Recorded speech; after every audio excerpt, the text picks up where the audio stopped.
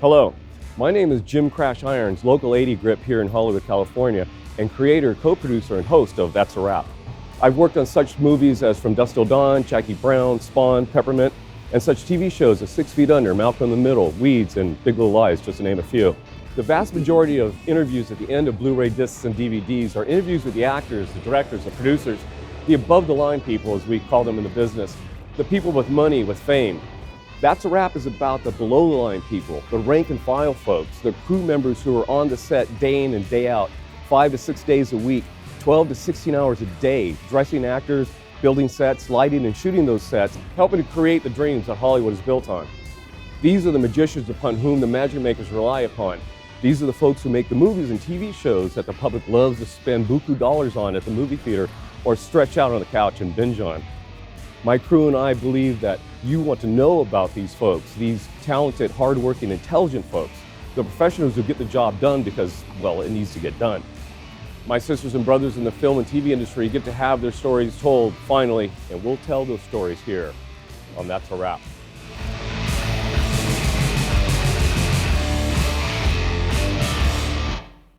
Hi, this is our guest today, Charles Randolph. Charles, thank you for having me. I appreciate it. It's nice to be had. Oh boy. So, Charles, you are a on-set dresser. Yeah, I do on-set dressing and props. Props. What exactly is on-set dressing? What do you do?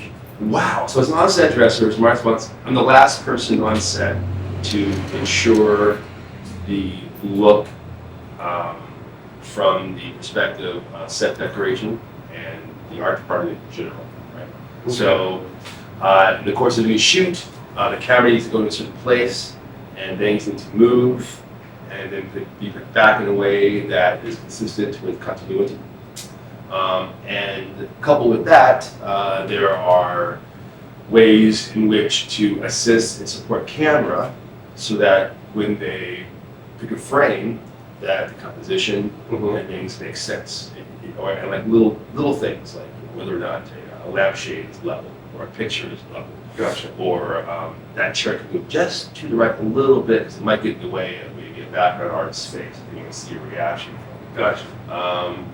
So there's that, so there's a level of creativity surrounding it, but to be candid, most of the time I communicate with the first AD, production designer, and the set decorator, again, to ensure what I said and to make sure everyone's interests, which are ultimately support script and performance, Yes. are respected and understood, so we're all on the same page. Okay. Make sense? Yeah. Yeah, let's move on.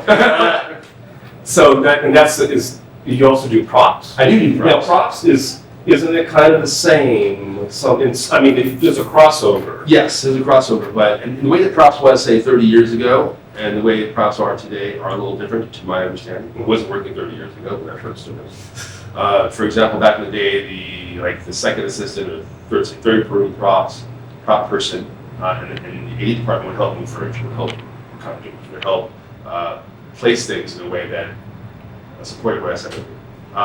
Nowadays, we have on-set dressers doing a lot of that, but with props, and what I usually do on props is something called set mastering. But basically, you're the prop guy on the set, so you have to make sure that all the actors have whatever they need, whatever they touch, right, move with some consideration between wardrobe and set decoration. Is a prop.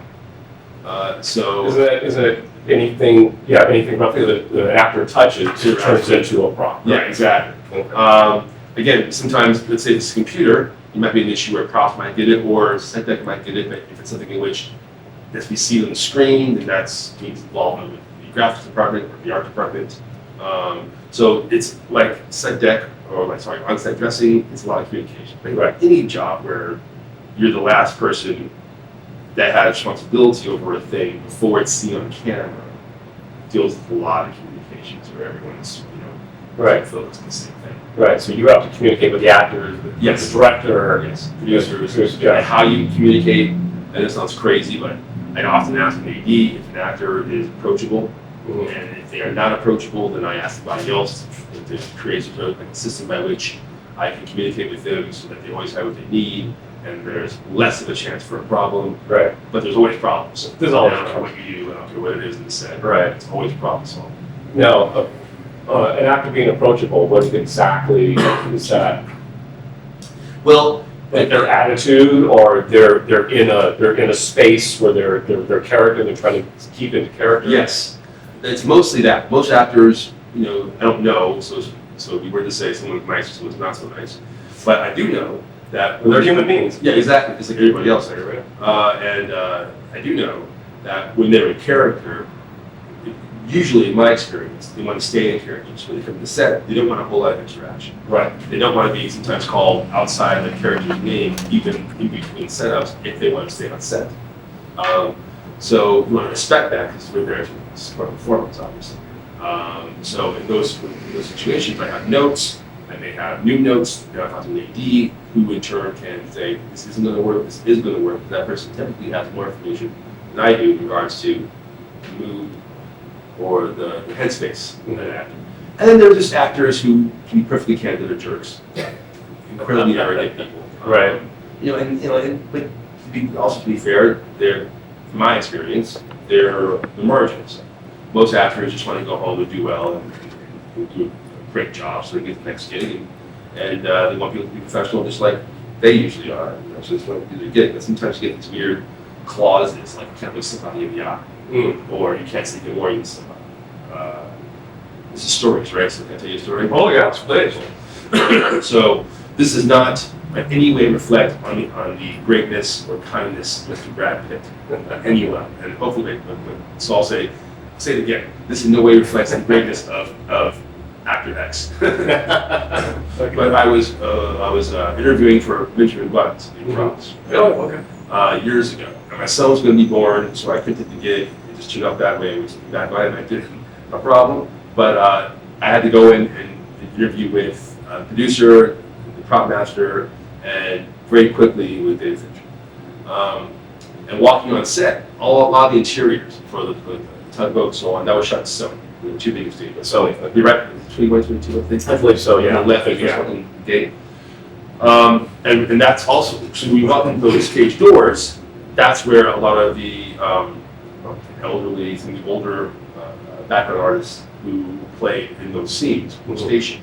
And there was a guy walking toward me with really deep blue eyes and had a smile on his face. So I opened the door for him and I said, "Good morning, sir. How are you today?" He's like, "That's great." But he didn't sound like the guy who was in his 80s. Yeah. So he walks out and I'm kind of flabbergasted and I keep walking, and then David Fincher's, at the time this producer was also someone who, they're not married, but they're together for many years. I heard the whatever. And she's like, "Well, it's okay, Charles, that was Brad." I'm like, "What do you mean that was Brad?" I was a background artist. I just didn't know. And then I knew what it was about, and back on now, of course, it was Brad. But at the time, I just knew it was a movie he was directing. And our Good makeup job. Great makeup job, dude. Good makeup job. Amazing makeup job. Yeah. Especially if you couldn't tell when you're that close. Yeah, I mean, you do that. Just be a polite person. Open the door for somebody. I go for there's controversy surrounding opening the door for a lady, but for an elderly person, I don't think there's any issues. And I thought to be polite, and so that's why it was fine. And I thought he was a nice man, but there's this attitude surrounding how crew often interacts with talent that can be difficult to weather or to sort of surf. Oh yeah. As you know. Totally understand. Yeah, but that's kind of a silly story. I have a few more. I don't know how. That's a good one. Well, if they're relevant, we'll get to them. Yes, sir. How long have you been in the business? Way. And did you start as in the art department? No, I didn't. I started as a PA on a show called In Living Color.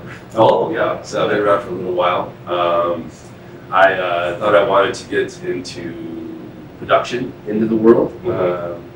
So I did that. I went on to coordinating for a little bit. And it was Coordinating award shows. It was called Special Event Programming at Fox at the time. So award shows, comedy specials, etc. HBO stuff. And I don't think I was that great at it, to be honest. There were parts of it that I was very good, which translated well into what I do now. Other parts, not so hot. So, and hated being in an office. I hated being behind a desk. Yeah. And that's maybe why I hated it so much. I wasn't so good at it because I didn't like that kind of atmosphere. I enjoy talking to people, interacting. I enjoy problem solving in the realm that I can. But anyway, it's phone calls every day, and that was just strange. But I did that, and then I, long story short, got offered a job as an RPA in a film called White Man's Burden. Oh yes. John Travolta and Harry Belafonte.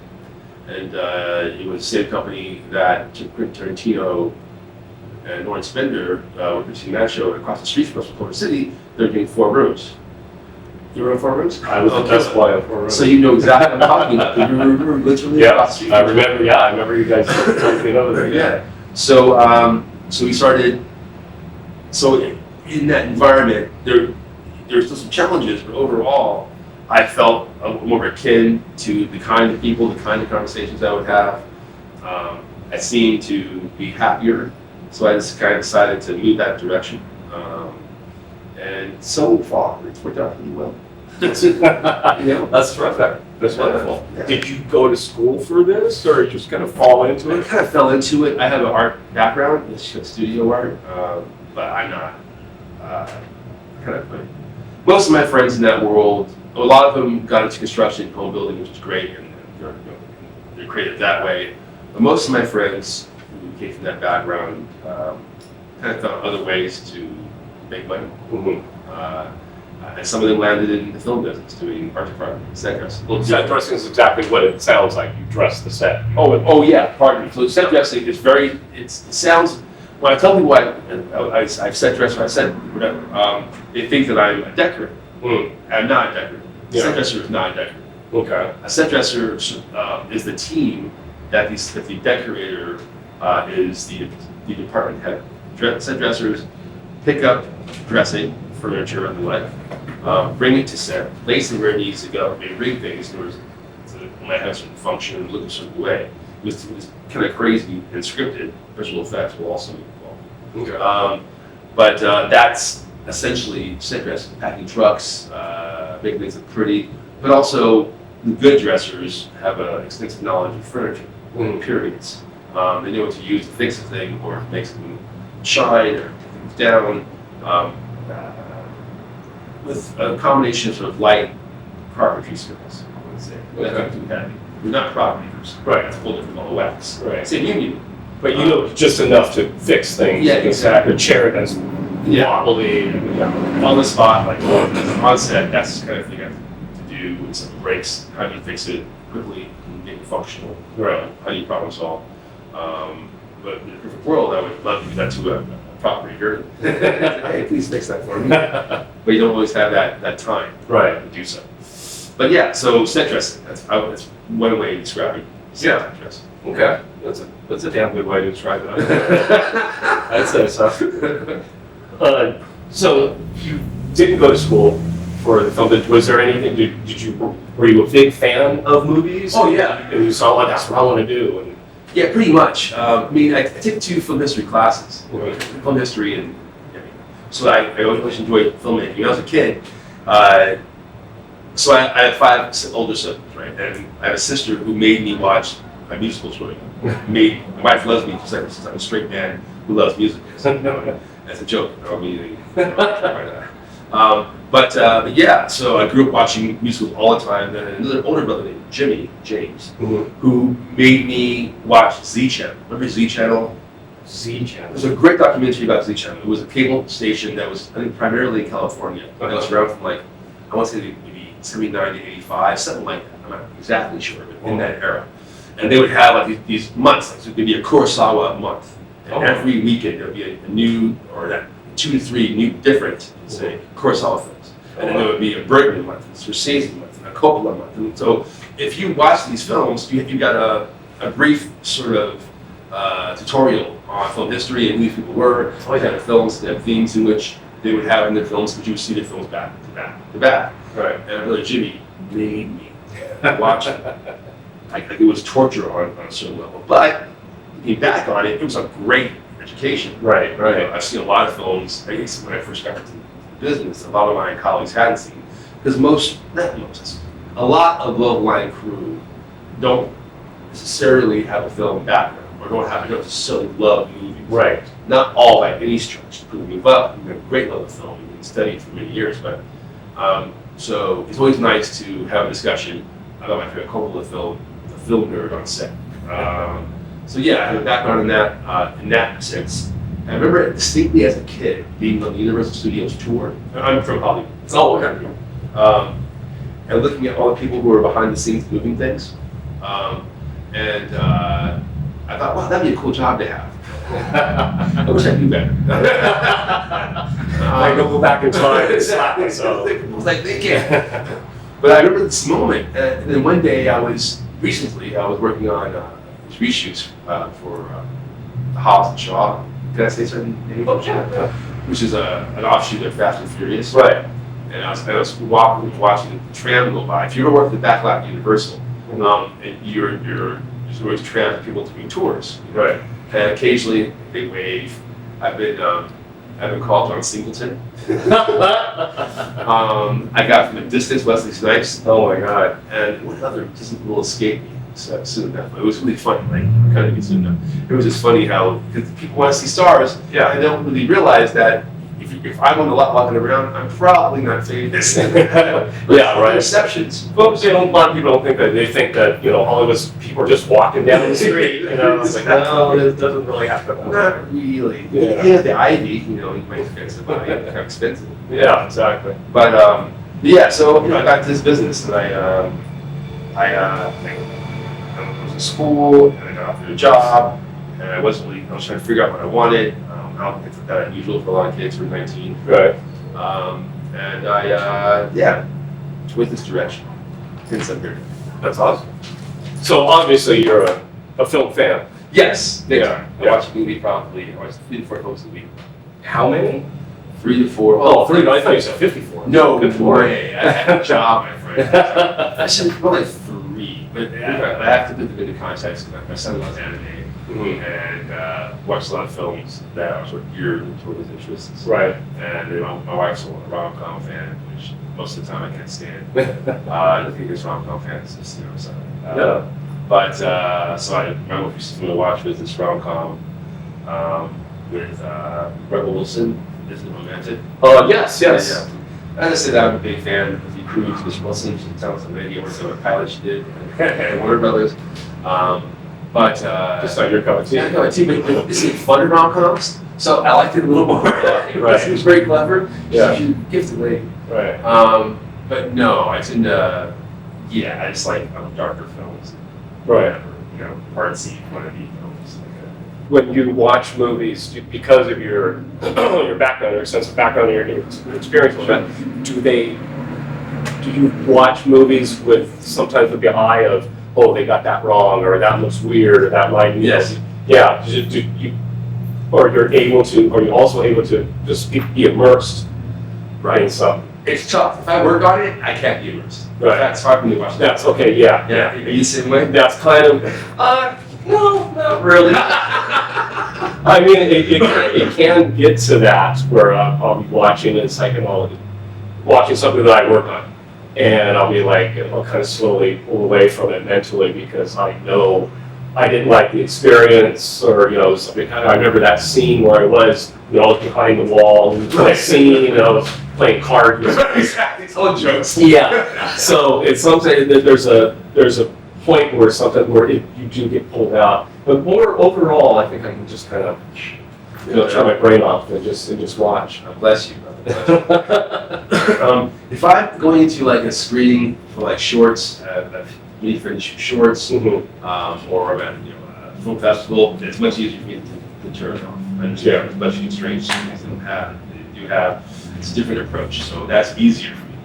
If I'm watching a big budget movie and all I want to do is escape, which is basically superhero films for me, Right. and I go read comics and the level of joy I have seeing it on the big screen. Okay, that's why I talk about the great live action, Marvel comic series, and that's extraordinary to do these days. Mm. It's easier for me, even though I'm moments to think about things, because I can't. But if I work on it, then it's almost impossible for me to turn it off.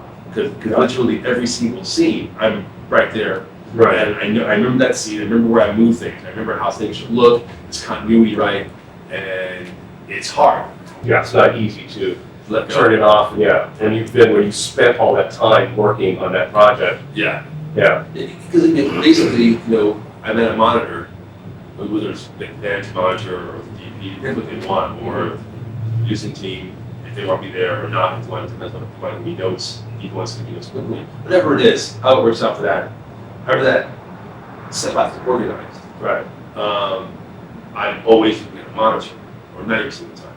So you wind up, just every little detail coupled with time constraints and with the actor being able to have on. Like, there are moments where I see things, but I know if I walk on, the actor might get out of character or may not like my presence there, even though a curtain isn't right. Maybe the lamp at the distance isn't quite level, and you're trying to get to it, but you can't. Because so you make the decision like, am I going to walk on stage and just do it and come back and maybe not get the right scene, or am I going to eat it and talk to the DP and talk to the DP, not the DD, and talk to the supervisor and kind of say, it's a note here for this reason, this has happened, that's why it's there. Right. And that's, when I say it aloud, even, it almost sounds like a cop-out because you want to get it perfect. There are certain moments for all kinds of reasons that you can't go in and do certain things. Right. That's That's right, because you want to be good at your job. You want people to say, hey, Charles is really good at this. Let's get him in here. That's how we work. Yeah. You've been doing this for a number of years. I know. Oh, yeah. That's out here. You're trying to. No, But it's all freelance. It's all word of mouth. It's all your reputation. exactly. And it's competitive in the way that you want to be likable. You want to do a good job. Right. And I got a family to take care of. You know what I mean? Oh yeah. So it's hard to not take it seriously. Right. Is your wife in the business? No, but she was. That's Which- how we met. Okay. She's a stills photographer. Okay. We met at a feature approximately 16 years ago. We had 14. So we met at the feature, we're friends. She was dating my boss. That didn't turn out so well. Then we started dating, and then 9 months after, a year and a half, or almost 2 years after that, we got married. That was 14 years ago. That's Wow. So it kind of worked out, I guess. My boss is still mad at me. My ex-boss. Oh really? Yeah, he was straight. He was, Do you still have a relationship with them? not really, but he kept calling her and hanging up the phone if I picked up. Not knowing, it's a long story, but first of all, when it happened, I didn't know that was him. It was my wife's from Canada, Okay. and he was doing a job in Toronto. My wife was Toronto. So he was calling from Toronto number. So she's like, pick up Charles. Okay, great. Hello, click. Whatever. It's from Toronto. 5 minutes later, hello, click. Then she was like, who is that? And she picked up, oh, it's blah, blah, blah. Oh. After a while, it got weird. We didn't have words really, but there is a sort of macho element to that. We're like, Right. and you're married. It's kind of a weird thing. Right. But he was married then. He was dating my wife. But I don't know. It's that's kind of Hollywood too. Though it's really, really creepy to be perfectly blunt. That is kind of an odd thing to run into. You know what? I told the story before to friends of mine, asked me about how we met or if they know the person I'm speaking of. And the truth, in my experience, talking to my friends, is that really isn't that unusual, particularly if you're a woman. Yeah, well, that's true. I'm not the one to speak on it the same way others are, obviously. But it's not like, I brought this up to other friends of mine who were set people. My wife was a set photographer, she's always around crew, costumes, makeup, wardrobe. They tend to be scripted, tend to be women positions. Of course, there's great DPs and women and directors, etc. But on average, low line, that's where people so far are in the business or women, right? And I put money on it. If you I tell that story to a number of women on set, that kind of thing would probably be really common, and that's why it's creepy. Right. Right. It happens a lot. For dancing. It's a little strange, yeah. Yeah. It's like you have to learn, especially in this era of Me Too. Men have to learn to say, when a woman says no, it's like, that's no. I mean, ain't Move on. cool about it. Is that Yeah. a big deal? But you gotta keep calling. You gotta just it's weird. Yeah. I don't know. But anyway, so that's she's in the business. Or was now she's still a photographer. Was she still photographer? She's always been still a photographer? In the business, yes. Yeah, okay. She does work occasionally now, but she made a huge sacrificed to raise our son. And when he got a little older, he's 11 now, so he's not that much older. It's difficult to get back in. Difficult to get these contacts again. She still shoots. We have friends who hire her for sure. She's done a couple of covers of Hot Reporter. Oh wow. You know, she's but like mostly she does private stuff. Which pays actually better, believe it or not. But you're not. You don't have the sort of claim that millions of people see your work. Right. You post your person. Which is, should be told. You know, and a lot of low-line people have similar feelings, you know, about what they do with relatively private business. It's nice to have, say, you're part of a big movie that everyone knows about. It's nice to have legal health insurance. But the truth is, if you're a draper or an upholsterer, you know, private, you're probably tripling your income, you know, on a monthly basis. Not too far after you start. Right. As long as you have a good clientele, it's not. But we have this sort of attachment to the film business that at times it didn't seem to make a lot of sense. And maybe everyone's different. It's my 2 cents on it. Well, but if you like it, it's something, you know. Oh yeah, of course. If you enjoy it, then that's, you're in the right place. Do you like the job? Next question, please. Well, not necessarily your job now, the one you have now, Right. overall, yeah. There are moments that I love my job.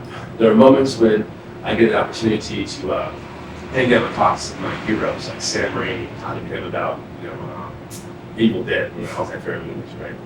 And not that I was working on anything super cool per se, we sit next to get lunch for this thing, this like sizzle thing that we were shooting. I was volunteering, I just wanted to be a part of it. And I got to hang out at lunch with Sam Raimi, talk to him about what I my most favorite films. That's killer, right? Yeah. I got to hang out with Tom Waits, which is a really long story, which is actually kind of related. I can tell you that. Sure. I'll do comments then. All right, cool. Oh, are you? All right, yeah. So I'm not huge. I couldn't, rattle off all the songs, but I like it a lot. Okay, so I'm a music nerd, self-proclaimed. 2 bases and a G string. Oh, yeah, of course. It's a great song. Small Changes is my favorite album. Yes. So, of course. Yeah. So, I told you about Z Channel, right? Yes. So, Coppola had this month where they had Cotton Club, Rumblefish, and another film, pretty cool with the track. That club hadn't come out. Okay. But there's another film that the same month that Tom Waits is in as an actor, right? I didn't know him as a musician yet. Okay. So I was 16 years old, and I used to work in a movie theater, right? I was an usher, a receptionist, and a cashier in a movie theater called the Cineplex Odeon Theaters in Beverly Center. They're not there anymore. Right. Back in the 80s, they were there, and they were like one of the OG small house, multi-theater places where art films could go see art films. Right. So, like Caravaggio, Youth of View, films like that would play there because they have smaller seating, but they still have an audience. Right. Makes sense? Okay. So like because of where it was, and because there are films there that you couldn't see anywhere else, it was kind of adjacent to Beverly Hills, West Side area, particularly in the 80s. We had a lot of people there who were famous. Not that he lived in Beverly Hills, but he being Tom Waits, but it wasn't unusual as people who were famous walking. Right. So as an usher, I did take it to set her up. I actually looked into a bag that Demi Moore had, and she had lingerie with it, which is another story. But sure. So he walks in with his wife and his daughter, Mr. Waits, and I'm like, yo man, I found you should do this, but I think you're an incredible actor. I loved you in these films, blah, blah, blah. You know, and he's like, oh, thanks. And, you know, again, I didn't know him as a musician. I knew him as an actor, and more than that, I knew him as like a small character actor. Yeah. So if he was to be more, which I had to ask certain things for, because that was policy, I would never go up to her and say, oh, can I have an autograph? But because he was smaller, you know, I thought, whatever, in the mindset of a 16-year-old kid, I could say it to him, because he might appreciate it because, you know, I like movies. Right. So he walks in, 15 minutes later, he walks back out, and hangs out with me for 45 minutes, talks about movies. It was the same summer that Coppola's son died in a tragic car speeding accident. Yeah. And all we do is talk about Coppola movies.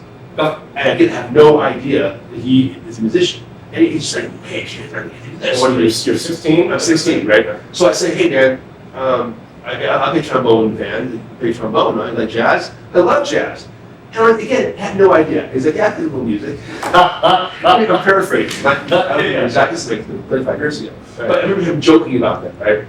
So I said, Mr. Waits, we're going to take a new props coming in, taking tickets, turned around, he's leaving with his wife and daughter. And he's like, they're talking to you. And on my podium is this time's the funny thing, Tom Waits, and he draws a clock. And now, time's the funny thing is something he says in English. And clocks are a symbol of theme, hip hop, throughout the entire movie, right? Okay. It's about time, obviously, you see that, left and stuff, really old, teenage film and all that information. But as a kid, I loved it. So fast forward a year and a half later or so, I'm now the biggest Tom Waits fan I've ever heard of. I had every single one of his albums at that point. I love his music. And I can't just. Oh yeah. So I feel a lot from the Cantor's I'm going to the bathroom upstairs, and I get to someone in the bathroom, it's Tom Waits. And I'm walking past him, he's like, hey, you're that guy from the movie theater. Really? Yeah. That's great. Excuse me. I'm the guy from the movie theater. He's like, oh man, how you doing? Like, I'm doing well. It's going to basketball. I'm downstairs, when you're done. And say hi. Okay, so I, well, do what I gotta do. With Parker with the problem. And I come downstairs, and he's hanging out with Nicolas Cage and Johnny Depp. Oh wow. Johnny Depp. This is when Johnson Depp. This is not Johnny Depp. Okay. Totally different. Sure. Nicolas Cage was a much bigger star at the time. Right. And I sit down, and Nick Cage, he's like, kind of standoffish. He was on his bike, or came down visiting his family's farm, or vineyard. He was Coca, obviously. And I didn't think at the time, but I now understand what he was doing. He was kind of standoffish. Johnny was like, hey, Tom, that was great. I mean, oh my God, look at you too. I love this movie. What was he like? And I'm actually affirming when I say that. He was just really effortless. Right. Like nice, and super nice too. Yeah. It was crazy nice. So he was young and vinegar. Exactly. Yeah. And Tom was sitting there like, he said something like that. It's so cool and spot. You need a cut, man. And it's funny, like he wouldn't tell a joke, but he was just, but he would. Like this isn't really obvious. I'm trying to imitate this. Yeah, I do that. But like, and then everyone would laugh. Like just how he approached it. Right. It's maybe what I call it. It was a funny way to deliver it. Yeah. Well, think about the music. Yeah. Oh yeah. So anyway, so say goodbye. Thanks so much. There's a few more times at the Cantor's. I see him there over the course of next year. That he's getting very cool. I don't want to hang out ever again that day. But he was very nice. Fast forward again. So about 14 years ago, 17 years ago, I took over as prop master for this film called Risk. Won New York Film Festival. Risk. Oh yeah, okay. And also did pretty well at Sundance. I remember, it won some awards. Yeah. It was a horrible job. Oh yes. But Tom was on it, but he was shut out, and it turns out he had to come back to distributions, right? So everyone, producers know, and most of the crew knows, the story I just told you. Maybe we need more detail, like 17 years ago. Right. At the end of the day, I'm hanging out with him all day, working with him. He found me on him, watching the film. Basically Asian, so his fellows are like a reference. He just walked over to me, going to my props for the next day. It was just like, yeah, here's the Jungle Fox in the corner, it's Tom Waits, and the crew that was there. And then, tell the story you told us to him, right? So I tell him the story I just told you. He's like, well, Charles, it's been a long time, I'm sober now, so I don't remember a lot of stuff. I didn't remember going to Cantor's, I didn't remember doing that kind of thing. I remember going to that film, I was like, I told him the film, I told him what it was. I said, yeah, my daughter now, I remember going to that movie, my daughter just graduated at that time. From NYU, I think he said. Right. He lives in New York now, or been, pardon. And it was a great moment. So at that moment, I'm walking on stage, I was walking on clouds. Right. And I'm back to my truck, going over the props the next day, and this taxi rolls up. And it's Tom. And he's like, what you gotta do? Like, can I help you? Like, no, just hang out. So we talked together for like an hour. I'm like, Tom, I feel so bad. The meter's running. I don't care about that meter. Let's just say you're talking about music. You're talking about whatever. Right. Movies, kids. I didn't have a kid yet. But right. And you're just kind of like, how effing cool. Yeah. Like, really? Like that dude? I mean, I will go to the mountaintop and tell the world, based on my experience, what a top-notch, nice, professional, extremely gifted dude Tom Waits was. That's pretty cool. I should say. Yeah. And my story is not singular. I've heard others who spin similar tales about Tom Waits. So, you know, a lot of good person. Good guy, extremely gifted, and you know, and a pro. Yeah. And that combination is super rare. No, definitely. It was what you said earlier, how some actors are just jerks. Yeah. You know, there's human beings that are just jerks. It's nice to hear a story like that about somebody who you really like, you respect, is a good artist, and he's just a good person. Yeah. It's really nice to hear that. Oh, big time. Yeah. Yeah. No, because usually the stories are, the guy's a jerk. You know, I don't want to work with them. I just, exactly. I have to do that. There's a couple of people I know that I don't want to work with. You and I both. Actor-wise, it's like, really? You know, I like the movies, but I don't really like you that much. I did 3 months with you, and that's cool. That's more than enough. That's more than enough. That'll last me a lifetime.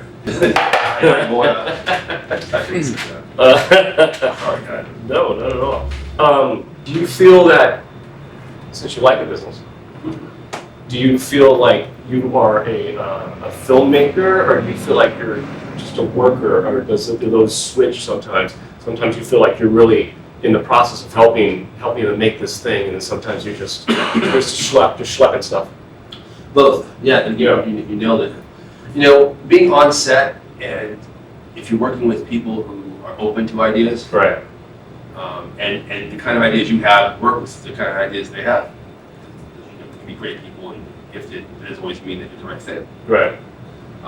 Then I feel much more like a filmmaker, or a film facilitator. I facilitate the process. I feel like everything I do supports script and performance, period, over and over again. Right. I always come back to that, and I feel like the answers, at least the approach I have, is assertable. That makes sense. You know, that it's communicatable. Right.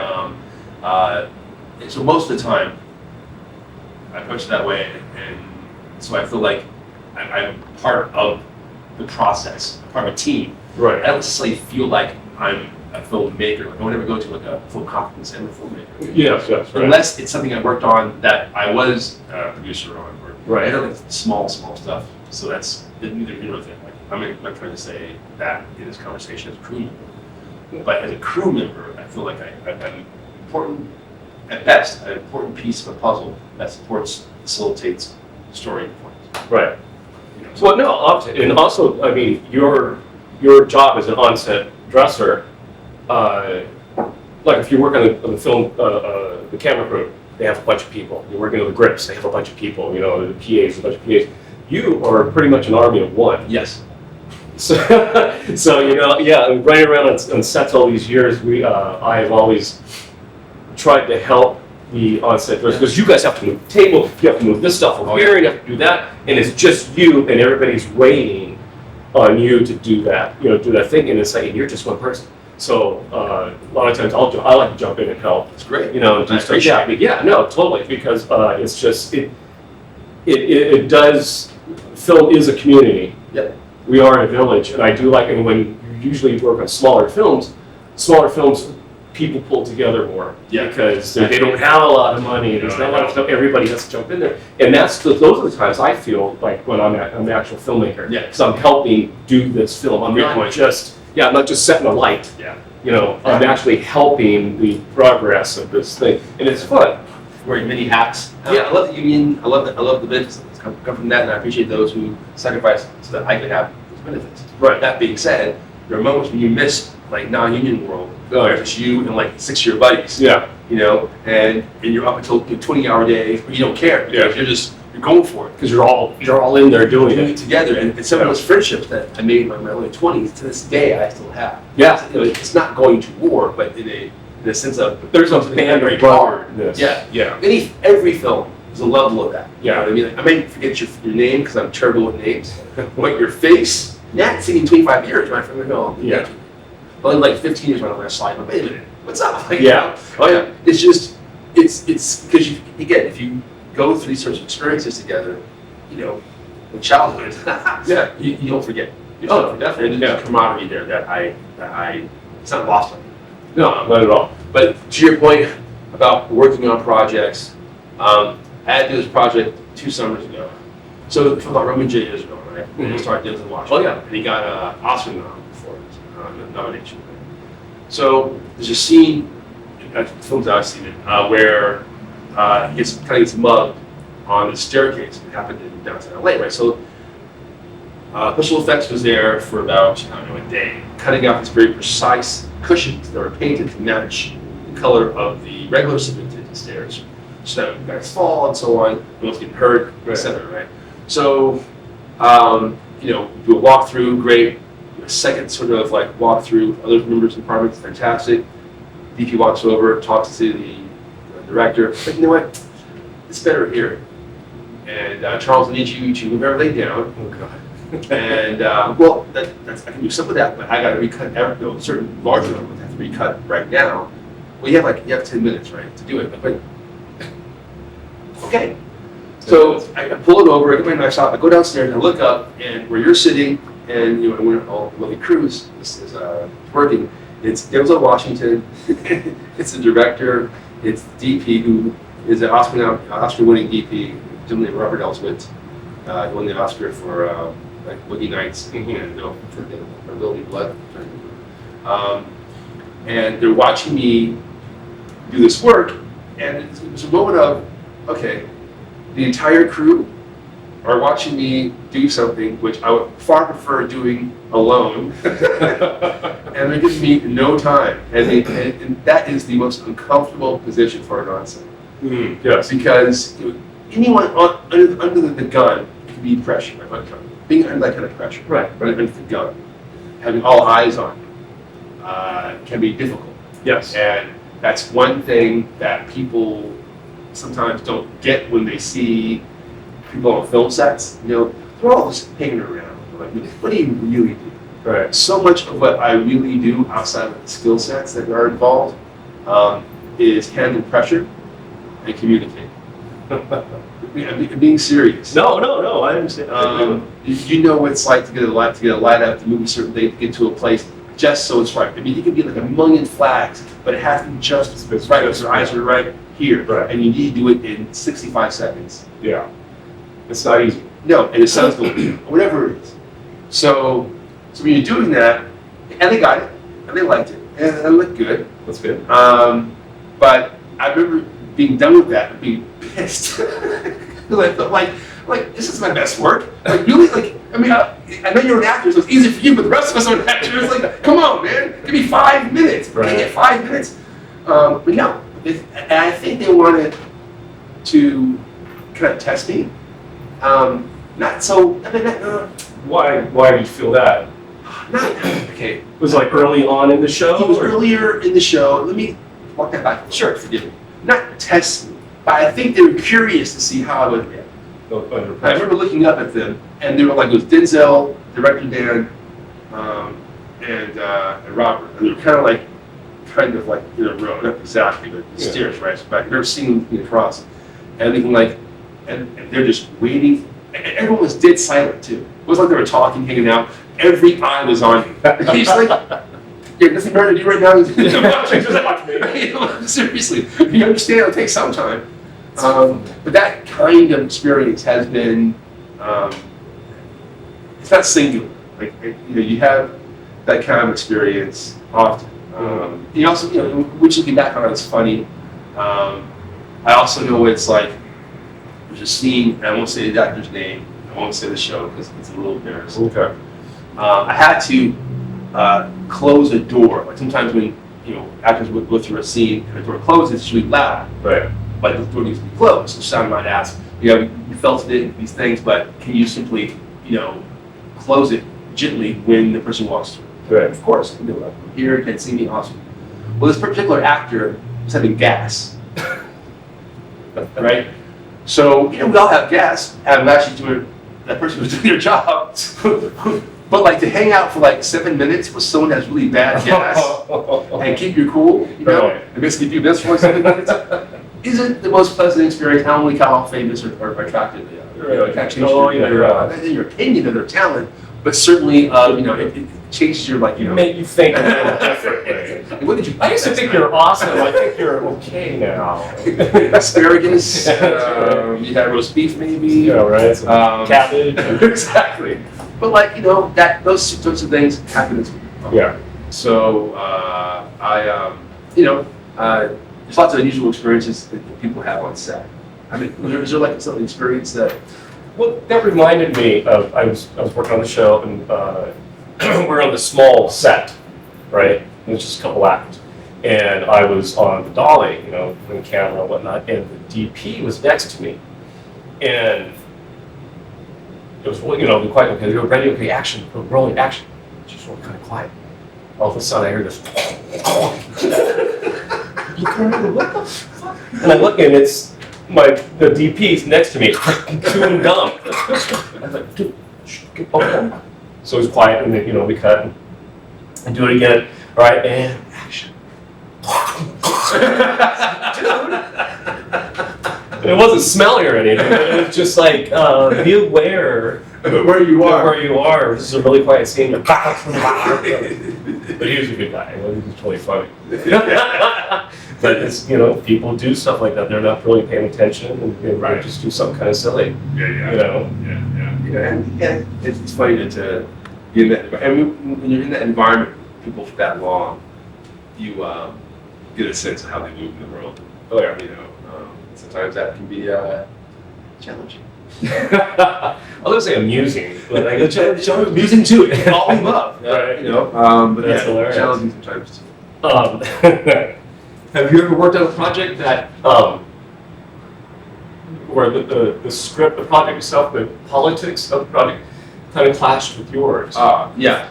And you just didn't. You just like, I don't know. Should I do this? Should I do the show, or should I not? Or wow, that's a good question. I said yes quickly, but I think story-wise, not so much when I reflect.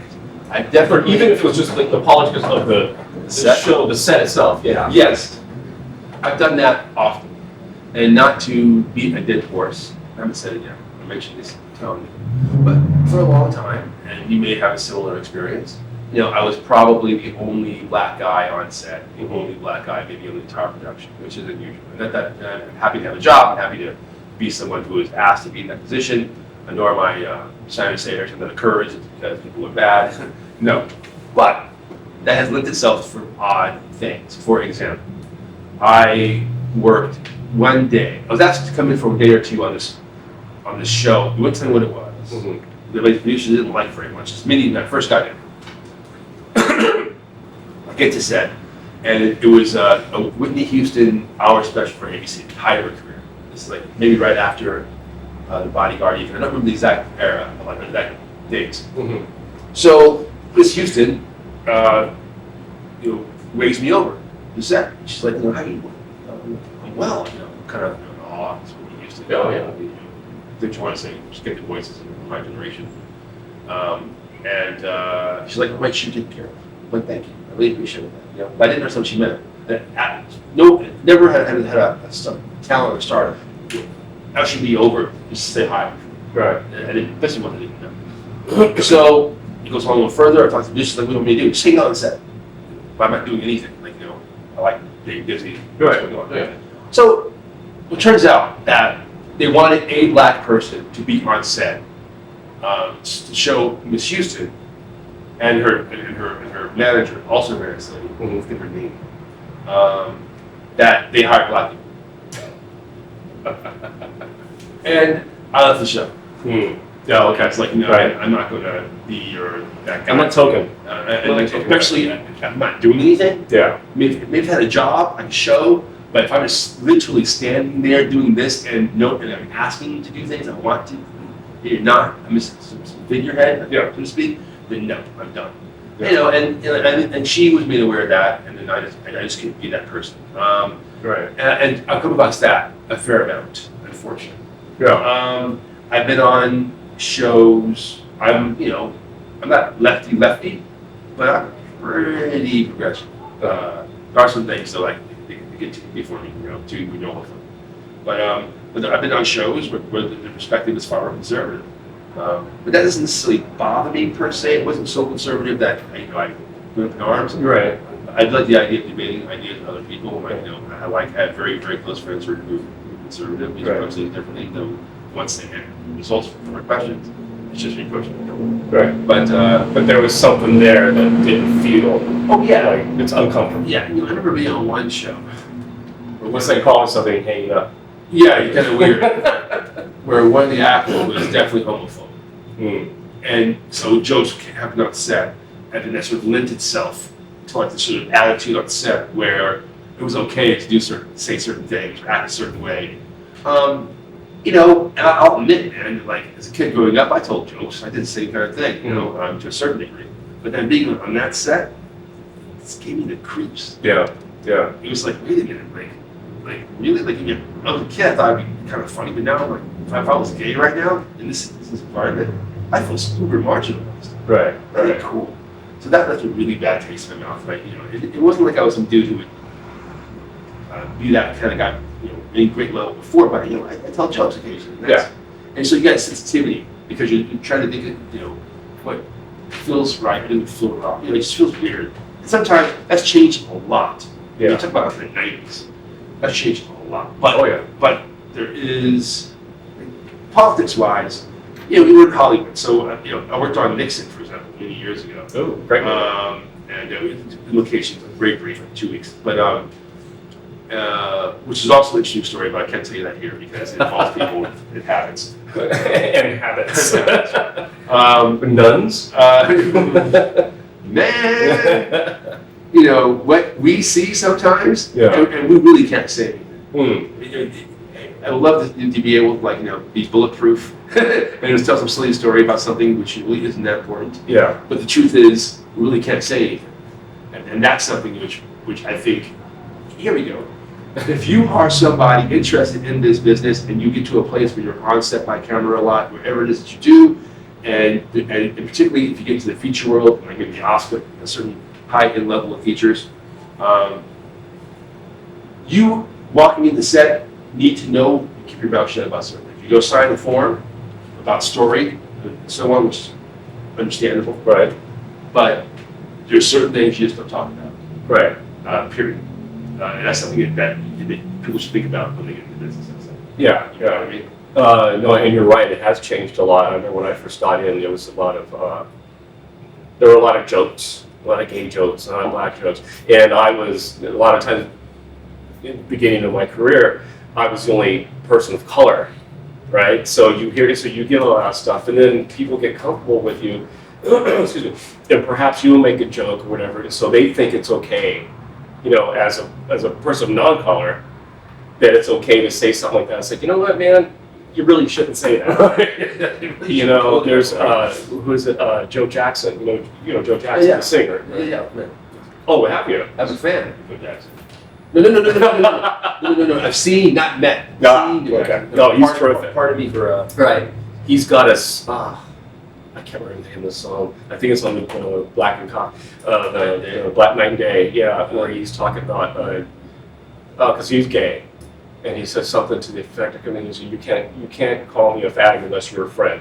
And it's like, that's true. You can't say the N-word to me unless, you can't. That's not in your realm. Yeah. So don't do that. It shouldn't be that hard. Yeah. You know what I'm saying? Yeah. It shouldn't be that hard. It shouldn't be that hard.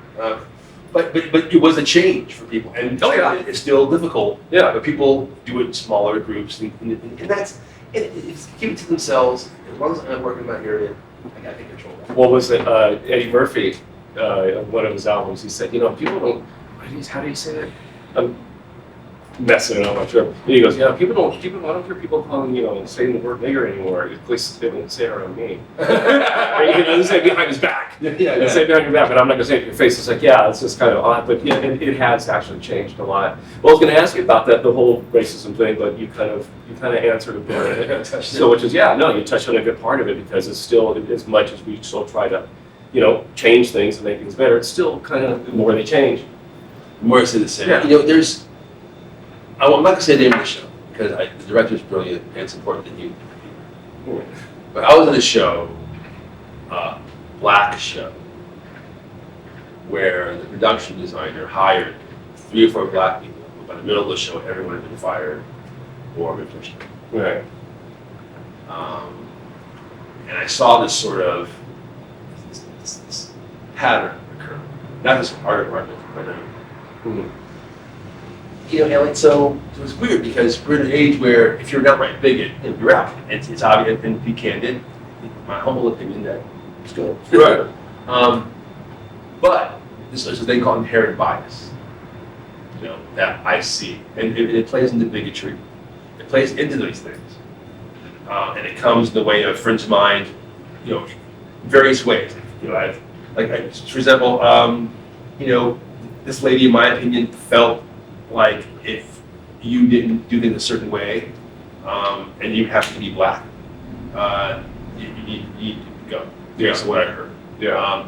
But if you were white, and particularly a woman, in this situation, let's say that, you know, there's a long way to go. So please understand, I'm trying to make a broad statement. Yeah. Very specific statement. There was like a second and third trial, so it was, but with other people, there was not. It was really ugly. And it's the only harassment claim I've ever made in my entire career was against this lady. Once I knew certain things. Right. Right. Never have once. You know, and it turns out she has a long history of this kind of. I didn't know that at the time, either until later on. Right. So, you know, we're actually getting better at pointing those things out. But like, there's a difference between outright bigotry, but deep inherent bias, but they could look very similar. Oh yeah. You know, and I think that's where people in the modern era, in my experience, sort of get things confused. You know. Yeah. It's like you see somebody's hand, and give them a hug if you knew them, if you're, you know, an actor above the line. But if you weren't, you know, she wouldn't remember your name. Crazy. And sometimes areas too. It's not, you know what I mean? It doesn't mean it's just a black thing, but there is a component which is racial or gender related or culturally related. Right. And particularly for those people who come from, this is going to sound again, making a generalization, pardon. People who come from like the Midwest and the South, not always, you know, my family's Midwest and the South, but I've found that they don't have a whole lot of experiences sometimes. People from the cultures. Right. Oh, gay, right. straight, etc.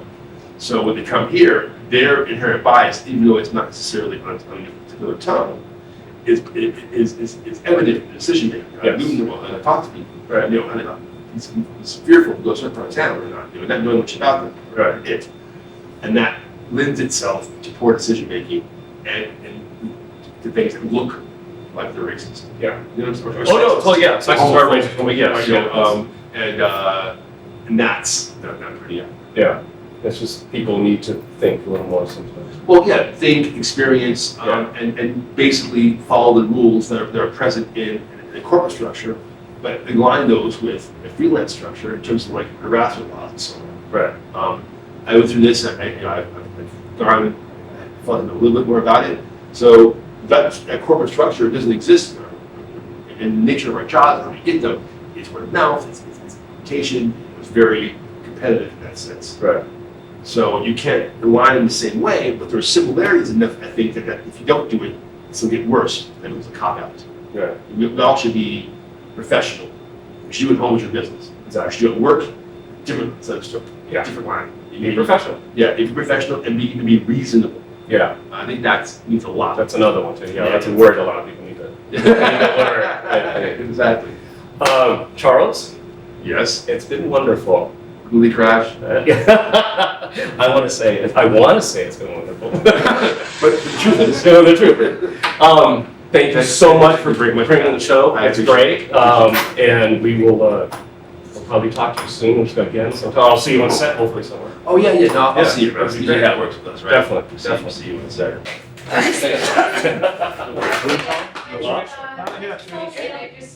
Hi, Jim Crash Irons here. Did you like what you saw? Then smash that like button and hit subscribe and tell your friends because there's going to be a lot more coming. All right? A lot more.